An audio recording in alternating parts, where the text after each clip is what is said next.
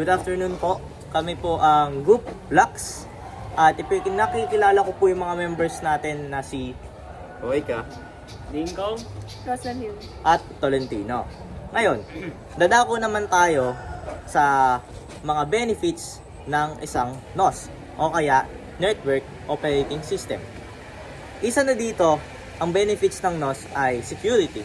NOS provides advanced security features such as firewalls, intrusion detection, and access controls.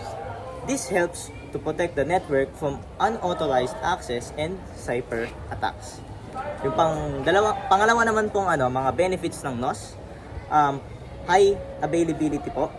NOS are designed to be highly available and can provide redundancy and failover capabilities to ensure that critical network services are always available po. And sa pangatlong benefits naman po sa NOS ay resource sharing, which is NOS provides a variety of resource sharing features such as file and printing sharing, email, and database management. Yun po yung mga key features ng mga NOS, which is NOS. Tapos, sa next naman po, sa question number 2 naman. so pumunta naman po tayo sa ano nga po ba yung ADDS? So ang ADDS po, siya po yung system sa Windows network na nag-i-store tapos nagmamanage ng mga user, computer, at iba pang mga resources sa isang lugar. So para po mas madali yung pag-control access tsaka pag-organize niya po sa mga user or computers. So bakit nga po pala to importante? Importante po yung ADDS para patulad nga po ng sinabi ko kanina, mas mapapadali niya po yung pagmamanage ng mga computers, users, mga iba pang resources. Kaya po siya importante.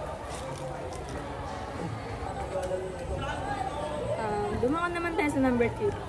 Key features and Active Directory Domain Services, which is ADDS. Organizational units, which is OU, organize users and computers for easier management. And scalability supports growth and small to large networks. And centralized management. Manage all users and resources in one system. security, authentication, authorization, and access control.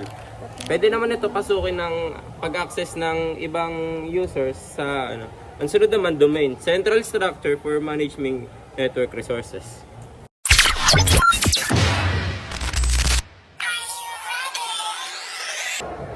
So, yun lang po para sa group discussion natin. Kami nga po pala ang Group Lux. See you next time. Yun lang po. Maraming salamat po sa pakikinig sa amin.